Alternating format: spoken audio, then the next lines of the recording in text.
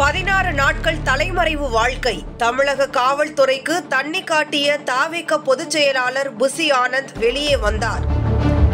கரூர் சம்பவம் தொடர்பாக தாவேக பொதுச் செயலாளர் புசி என் ஆனந்த், இணைச் செயலர் சி.டி. நிர்மல்குமார் மற்றும் கரூர் மேற்கு மாவட்ட செயலாளர் மதியழகன் ஆகியோர் மீது பல்வேறு பிரிவுகளின் கீழ் வழக்கு பதிவு செய்தனர். இதில் மதியழகன் கைது செய்யப்பட்டார்.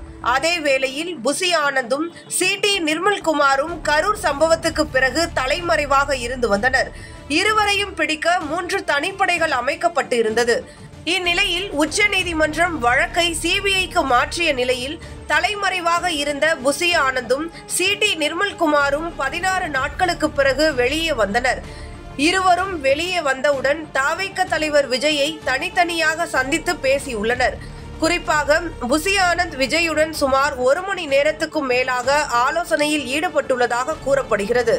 கரூர் சம்பவத்தில் அடுத்து என்ன சட்ட நடவடிக்கையை எடுக்க வேண்டும், தாவேகவின் எதிர்கால திட்டம் என்ன, விஜய் கரூருக்கு பாதிக்கப்பட்டோரை சந்திக்க செல்லும் போது என்ன ஏற்பாடுகளை செய்ய வேண்டும் என்பது குறித்து புசி ஆனந்த் விஜயுடன் ஆலோசனையில் ஈடுபட்டதாக தகவல்கள் வெளியாகியுள்ளது.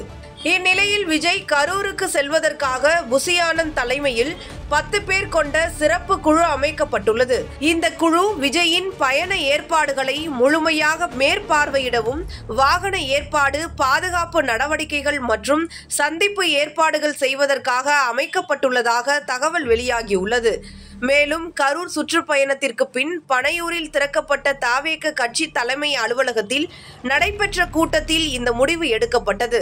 41 குடும்பங்களையும் தனித்தனியாக சந்திப்பதை தவிர்த்து திருமண மண்டபம் போன்ற பொது இடத்தில் ஒரே நேரத்தில் பாதிக்கப்பட்ட குடும்பங்களை விஜய் சந்திக்க திட்டமிடப்பட்டுள்ளது.